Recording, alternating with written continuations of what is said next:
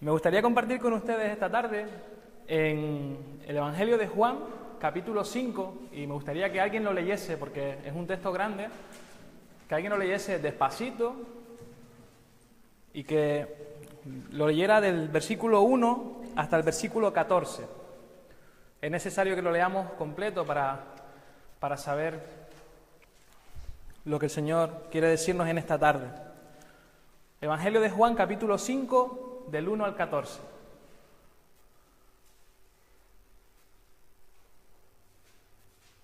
¿Algún valiente?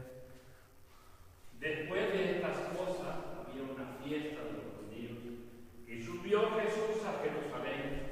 Y hay en Jerusalén, cerca de la puerta de las ovejas, un estanque llamado en hebreo Bethesda, el cual tiene 5 pórticos. En estos yacía una multitud de enfermos, ciegos, cojos y paralíticos que esperaban el movimiento del agua.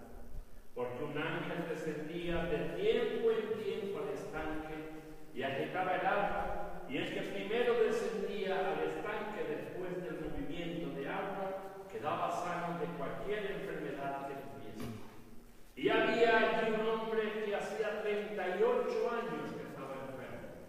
Cuando Jesús lo vio acostado y supo que llevaba ya mucho tiempo así, le dijo: ¿Quieres ser sano? Señor, le respondió el enfermo, no tengo quien me meta en el estanque cuando se agita el agua, y entre tanto que yo voy, otro desciende antes que yo. Jesús le dijo: levántate, toma tu lecho y anda. Y al instante aquel hombre fue sanado y tomó su lecho y anduvo, y era día de reposo aquel día. Entonces los judíos dijeron a aquel que había sido sanado: es día de reposo, no te es lícito llevar tu lecho. Él le respondió: el que me sanó, él mismo me dijo: toma tu lecho y anda. Entonces le preguntaron: ¿quién es el que te dijo: toma tu lecho y anda? Y el que había sido sanado no sabía quién fuese, porque Jesús se había apartado de la gente que estaba en aquel lugar. Después le halló Jesús en el templo y le dijo: mira, has sido sanado, no peques más, para que no te venga cosa alguna, cosa peor. Gracias, Carmelo. Jesús regresó a Jerusalén después de haber pasado un tiempo en Galilea. Galilea, cuando vayan, es una ciudad, Galilea es muy amplio, pero es muy preciosa Galilea. Y Jesús venía de allí para celebrar una de las fiestas judías, nos dice la palabra. Había 3 fiestas que eran muy importantes para el pueblo judío y que se celebraban en Jerusalén obligatoriamente. Estas 3 fiestas eran la Pascua, la fiesta de Pentecostés y la fiesta de las Enramadas. En este pasaje no nos dice cuál de las 3 era, ojalá nos hubiese servido mucho, pero sí podemos saber que era la segunda vez que Jesús visitaba la ciudad de Jerusalén, después de haber comenzado su ministerio. Como ya habíamos dicho, esto ocurrió en Jerusalén, y he traído una foto del lugar donde ocurrió todo esto, y Adrián la va a poner, la foto. La ciudad de Jerusalén está rodeada por una muralla y hay un montón de puertas allí. Y cada puerta tiene un nombre, tiene un significado especial. Había una puerta allí que se llamaba la Puerta de las Ovejas. No tengo una foto, pero está muy cerca del lugar donde se desarrolla toda esta historia. En esta puerta entraban todo lo que era el ganado para el sacrificio que iba hacia el templo. Justamente al lado se encuentra el estanque de Bethesda. No sé si pueden ver el nombre Bethesda o así, porque hay varias versiones que lo llaman de diferentes maneras. Entonces Bethesda, ahí lo tienen, ahí es la entrada justamente, y es el lugar donde se va a desarrollar la historia y donde dice la palabra que ahí se juntaban muchos enfermos, muchos ciegos, paralíticos. Y en este sitio, este lugar, esta palabra Bethesda significa casa de misericordia. ¿Qué significa? A ver si ustedes se acuerdan. Casa de misericordia. Puedes pasar, mientras voy hablando, no te preocupes. Tú sigue pasando. Verán que es bastante impactante, sobre todo cuando estás ahí, que ves toda la profundidad que hay y se pueden ir haciendo una idea. En este lugar dice el apóstol Juan que habían 5 pórticos. En este lugar se aglomeraban, como decíamos, un montón de enfermos, cojos, ciegos, paralíticos para ser sanados. Cuando decimos mucho, es mucho. O sea, no se imaginan como algunas fotos que podemos ver en internet que se ven 3 enfermos. No. Estaba petado, para que ustedes me entiendan. Este lugar fue convertido por los judíos, por así decirlo, en un santuario de milagros. En Juan capítulo 5, versículo 3, se nos dice que alrededor del estanque yacían toda esta gente. Yacían gente paralítica, coja, ciega, y ellos creían que de tiempo en tiempo un ángel del Señor dice que venía y agitaba el agua en ese estanque, y cuando eso ocurría, ustedes háganse la idea, por favor, muchísima gente esperando a que esas aguas se movieran para ir corriendo como pudiesen para meterse en el agua para ser sanos. El primero que se metiera era el que acababa sano. O sea, imagínense, no sé si habrían peleas o no, pero yo creo que habría ahí, algo habría. Algunos estudiosos dicen que los 5 pórticos que aparecen fueron construidos para albergar a esta gente, como si estuviesen de acampada allí, esperando ese momento. Pero pónganse en situación, por favor, es que te lo tienen que imaginar. Todos alrededor del estanque, esperando. Y me gustaría que miraran sus Biblias, que las han traído, que yo sé que se han portado bien, y miren si el versículo 4, que es el que acabo de yo hablar, está incluido en su Biblia. Hay algunas Biblias que sí está y otras Biblias que no están. El versículo 4. ¿Está? No está, ¿verdad? En la Reina Valera del 60 está, pero hay otras Biblias que no están. Y es curioso que en algunas versiones este versículo 4 no aparezca. Y es casi seguro que este versículo fuera añadido para que podamos entender por qué era tan importante estar allí esperando a que se movieran esas aguas, para poderse sanar. Este versículo fue añadido por algún copista que registró esta tradición judía exactamente como ellos lo pensaban o como ellos tenían esa costumbre, para que nosotros podamos entender y poner de manifiesto lo débiles y los limitados que estaban en comparación con el total y absoluto poder de Jesús. O sea, Jesús al lado de esto, yo creo que lo hicieron para que nos diéramos cuenta del poder tan grande de Jesucristo. Aquel lugar estaba lleno de enfermos que tenían la esperanza de poder sanarse, estaban esperando, pero entre todos ellos había uno que había permanecido allí por muchos años, dice la palabra. Y dice que Jesús lo vio, y esta expresión la podemos encontrar también en varios milagros de Jesús, que dice, y Jesús lo vio. Y esta expresión la vemos en varios milagros que aparecen en los evangelios, o sea, a mí me llama la atención de que Jesús se fijaba en la necesidad de las personas. Tal vez de todos los que habían allí, este hombre era el más débil, el más necesitado, el de la enfermedad más prolongada. Y sabemos que Jesús siempre era movido donde estaba la mayor necesidad. Dice el texto que llevaba 38 años enfermo. Aquí otra vez se tiene que poner en la situación. 38 años enfermo, en medio de toda esa gente enferma, en un lugar que tenía que oler a enfermo. Pónganse en situación, en aguas estancadas que apenas se movían, que venían de vez en cuando y dicen que se movían. Se pueden hacer una idea de la desesperación que tenía este hombre encima. 38 años enfermo. No sabemos su edad exactamente, no sabemos si nació paralítico, si fue que tuvo un accidente y se quedó así, no lo sabemos. Pero llevaba toda una vida arrastrando la enfermedad. Seguramente hubo un tiempo en su vida donde se valía por sí mismo, donde saltaba, donde podía trabajar, donde podía ir al templo, donde podía comprar en el mercado. Incluso también tendría amigos, porque lo más grave de todo esto es que esta situación, en ese momento la sociedad veía mal a este tipo de personas. Las personas que estaban enfermas o estaban así tullidas o cosas así, pues decían que eran como castigados por Dios.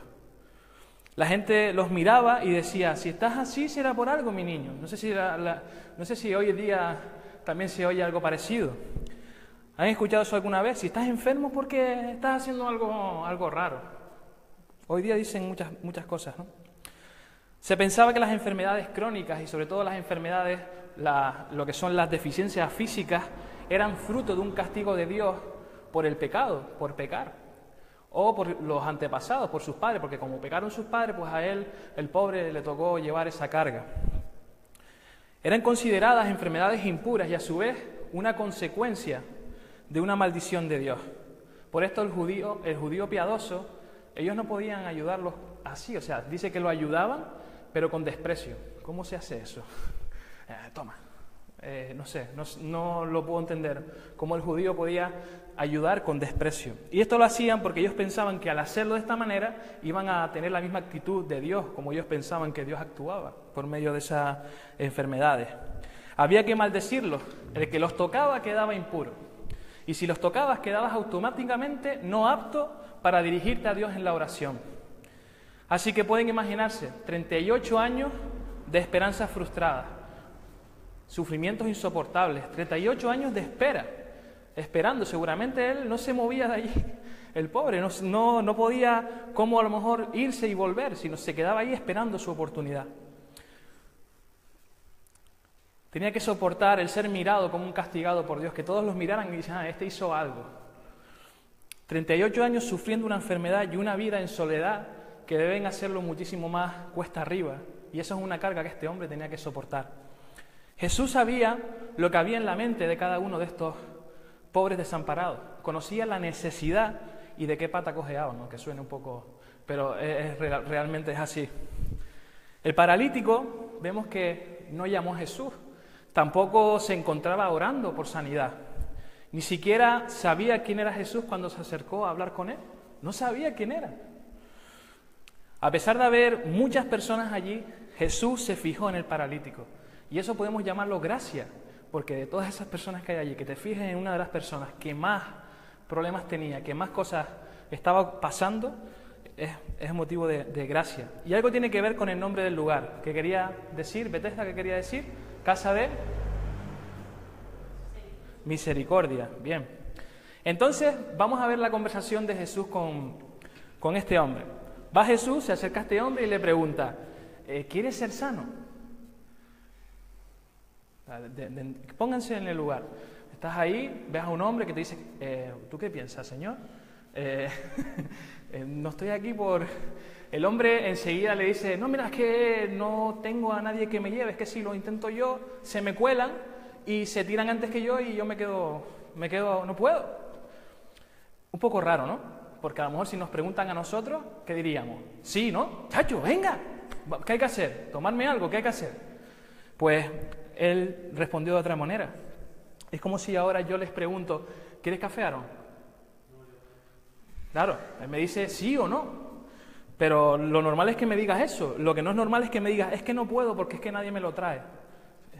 Es raro, ¿verdad? Entonces, ¿por qué no contestas simplemente que sí? Y ya está. ¿Se habría acomodado a su situación? O más que acomodado, ¿se habría acostumbrado a permanecer en ese estado en el que estaba? Quizás le llevaban comida y estaba alimentado sin más. Donde yo trabajo, hace un mes o algo así, siempre habían personas que estaban pasando la noche al lado y ellos siempre tenían comida. A veces le llevábamos pizza, a veces venían a darle café, siempre tenían comida. Había gente que los cuidaba. Pero cuando tú intentabas sacarlos un poquito de eso y decirle, oye, ¿te puedo ayudar en algo más? No querían. Ellos no querían, estaban bien así, estaban acostumbrados a ese estilo de vida. ¿Podemos ver como una excusa la respuesta del paralítico? Quizás sí, quizás no. Puede ser que este hombre estuviera acostumbrado a aquel lugar como estaban los amigos, porque lo ven y parece que... En la respuesta del paralítico no vemos un sí rotundo, ni un no rotundo. Sí, un deseo, pero no de esa manera.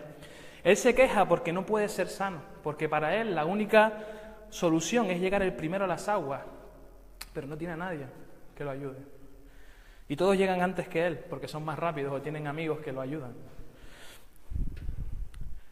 Jesús no tuvo que esperar a escuchar un sí, porque Jesús conocía su corazón, conocía su deseo, y le dio la sanidad. Y dice que cuando él respondió, Jesús le dijo, la sanidad fue instantánea, se le dijo, mira, se levantó, tomó su camilla, coge tu camilla, levántate y anda. O sea, la sanidad fue instantánea, con la misma. Comenzó a andar, sus piernas que llevaban 38 años ahí renqueantes, de repente estaban fuertes. No sé si ustedes se han dado cuenta cuando ha habido algún accidente de tráfico y alguien se queda mal, que no puede caminar bien. Yo tenía un vecino que le costaba caminar después de un accidente y al principio iba en silla de ruedas, pero después con la rehabilitación empezó a coger fuerza, aunque siempre se veía como un poco torpe. Y él me decía, no, pero es que he perdido masa muscular. Y lleva poquito a poco. Pero Dios hace las cosas perfectas. Y este paralítico no tuvo que pasar por rehabilitación. Ese hombre salió con las piernas fuertes de entrada, porque ya estaba andando. Hasta aquí es todo bonito, pero justo ahí es cuando empiezan los problemas. Si vemos el versículo 9, me acompañan, dice, de Juan 5, dice, al instante el hombre quedó sano, enrolló la camilla y comenzó a caminar, pero ese milagro sucedió el día de descanso. Peligro. El día de descanso es un peligro hacer cosas. Para los judíos el sábado o el Shabbat, como lo llaman ellos, es un día de descanso total. Es como un domingo aquí, pero más exagerado. O sea, el domingo aquí puedes hacer cosas. Allí el mundo se para. Estuvimos allá y cuando llega el viernes, cuando cae el sol, el mundo se para. O sea, donde estábamos en el barrio judío por lo menos, el mundo se paraba. No podías hacer ningún esfuerzo físico. Y esta gente tienen una lista, y la pueden buscar si quieren, de 39 categorías de actividades prohibidas en el Shabbat. Por ejemplo, para que ustedes se hagan una idea, allá si tú ibas por un barrio judío con un coche en el Shabbat, te tiraban piedras directamente. No podías conducir, no puedes cocinar. Estábamos cenando y esa noche entraba un judío con su vestimenta típica y había una puerta. Y estaba mirando a ver si alguien la abría. Podía abrir perfectamente, pero estaba esperando que alguien la abriese. Cuando llega esa noche, todo el personal del hotel cambia. Todos son judíos, todos cambian y vienen árabes. ¿Por qué? Porque respetan eso, el Shabbat. No pueden ni escribir, ni borrar, ni encender o apagar la luz, tienen que dejarla encendida toda la noche. No pueden tocar un instrumento, no pueden conducir, no pueden cargar con objeto ninguno. Incluso tienen un límite de kilometraje que pueden andar. Ahí lo dejo, ¿vale? Es muy estricto. Entre las muchas curaciones de Jesús, hay varias que se realizaron en el día sábado, en el día de descanso. Esta curación del paralítico de Betesda no fue la única que se dio en un día como este. Hay varias, dado que el sábado era día de descanso y los líderes judíos lo observaban de una manera muy estricta. Estaban siempre al acecho de que tú cumplieras. ¿Para qué? Para que si no, ir por ti. Oye, ¿qué pasa? ¿Lo estás cumpliendo o qué? Eso es lo que hacían ellos. Las obras de curación en sábado hechas por Jesús provocaron picor a los fariseos, a los líderes judíos y a las autoridades de aquel lugar. Pero el conflicto de los líderes religiosos de Jerusalén venía ya de mucho antes. La primera vez que Jesús fue al templo, ¿qué pasó allí? Que vio que había un mercadillo de domingo, se montó, se hizo un látigo rápidamente y empezó a dar latigazos, a tirar mesas y a echar a todo el mundo fuera. Entonces los fariseos, cuando dijeron esto, digo, ¿este hombre qué se cree? ¿Qué autoridad es esta si nosotros aquí somos la única autoridad que hay? No, esto no puede ser. Y le dijeron, si Dios te dio autoridad para hacer esto, muéstranos una señal milagrosa que lo compruebe. Le estaban ahí, Jesús también, pero los fariseos estaban dándole caña también. A ellos les chocaba esta actitud porque allí la única autoridad eran ellos. No había nada más. Jesús dejó claro que Él era el Mesías y les profetizó su muerte y su resurrección, se los estaba diciendo, pero ellos no entendían nada. O sea, a ellos lo que les despertó fue el odio y el conflicto entre ellos. Jesús no quebrantó la ley, al contrario. Todo lo que uno tiene que hacer es leer Lucas 6 para ver que los fariseos eran los que estaban opuestos a curar en el sábado. Vamos a ver Lucas 6, 7, lo que dice. El Evangelio de Lucas, capítulo 6, versículo 7.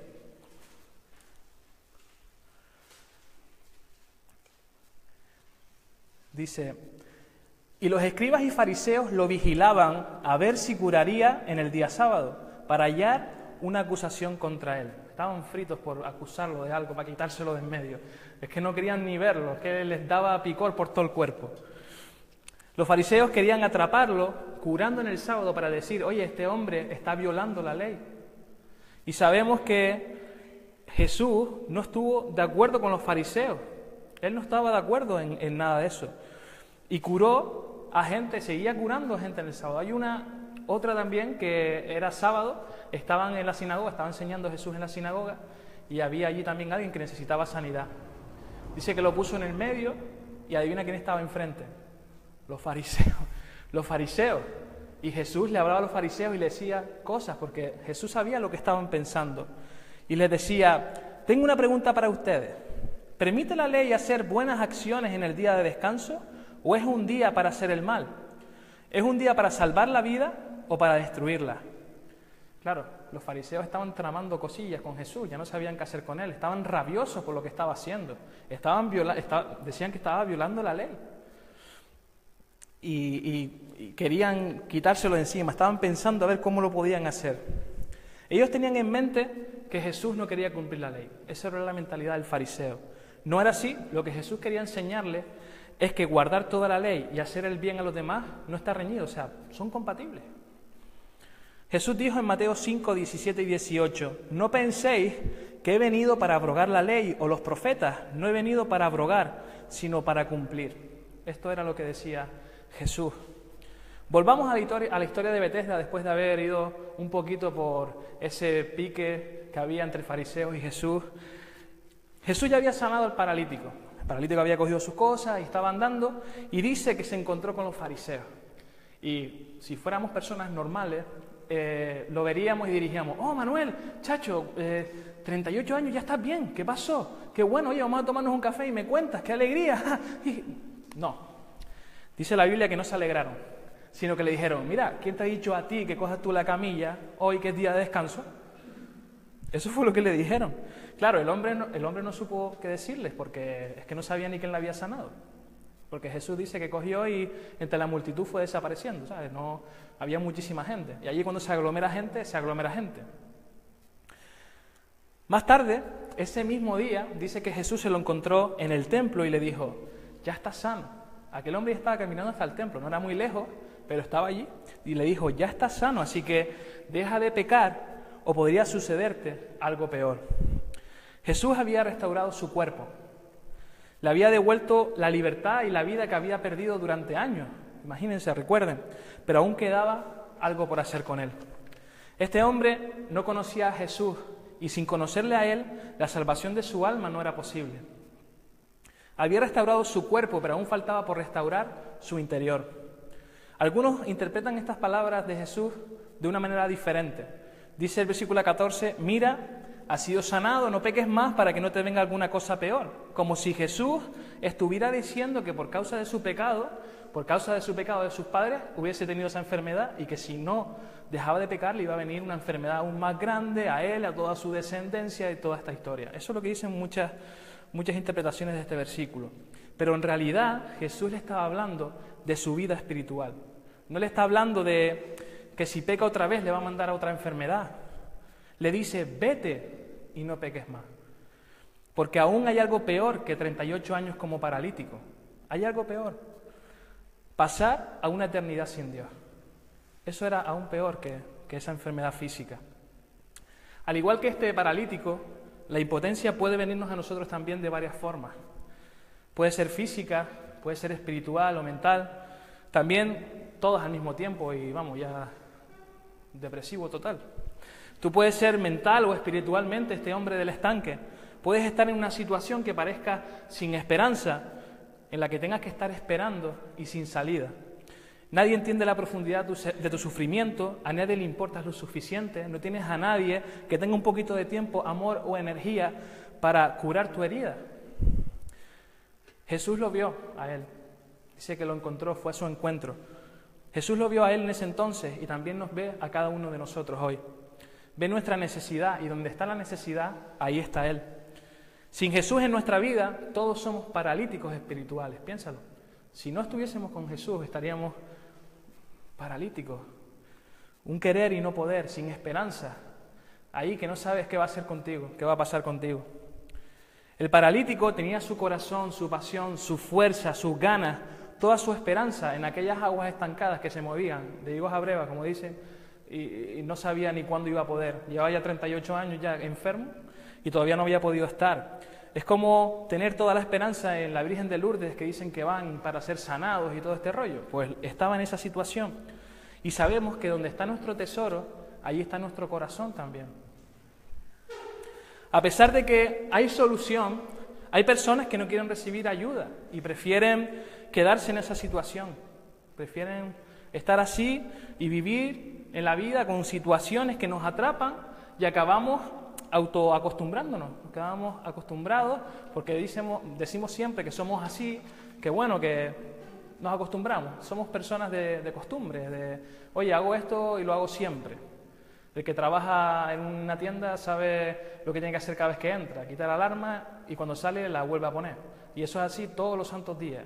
Y todo lo que tiene que hacer en su trabajo casi siempre es lo mismo. Pues al final te acabas acostumbrando. ¿Qué pasa? Que con este tema lo que pasa es que te acabas endureciendo. No es con el tema de la alarma, pero sí espiritualmente. Jesús nos ofrece la solución. Y esto no quiere decir que si estás enfermo o tienes una dolencia física, Dios te la vaya a sanar. Oye, te la puede sanar si Él quiere, porque es su voluntad. Si está en su voluntad, Él te sanará. Pero lo que sí ofrece a todo el mundo, sin importar su condición, es sanidad espiritual. En Él encontramos salvación, pero también encontramos el descanso que necesitamos para nuestra alma en las situaciones que no podemos controlar. Esta historia parece solo un llamado a los que no son salvos, quizás, pero también es un llamado para los que ya somos salvos a recordar que solo en Jesús hay salvación y sanidad y que solo en Él podemos poner todas nuestras necesidades y esperanza. Solo en Él podemos descansar. Jesús vino al paralítico y Jesús vino también a nosotros para que pudiésemos tener la oportunidad de elegir. Él nos pregunta, ¿quieres ser sano? No te está preguntando físicamente, sino te estás preguntando en tu alma. Puedes conformarte con esperar a que se muevan las aguas ahí con tus historias, ¿no? Hay gente que hace cosas para intentar poner sus esperanzas en eso.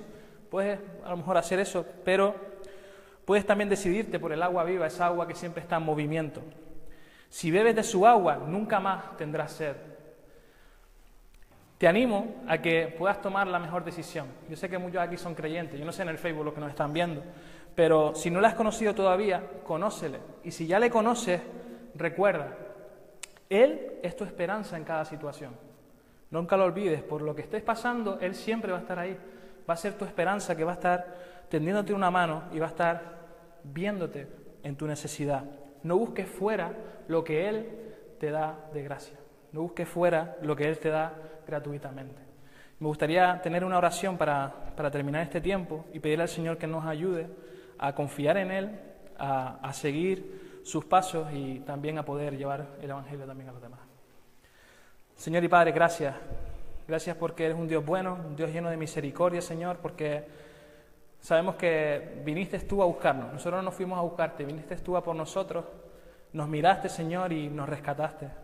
Gracias, Padre, por ese amor tan grande que sentiste por nosotros, Señor, por esa sensibilidad, esa misericordia, Señor, que viste en nosotros personas que éramos perdidas, nos sanaste enteramente, Señor.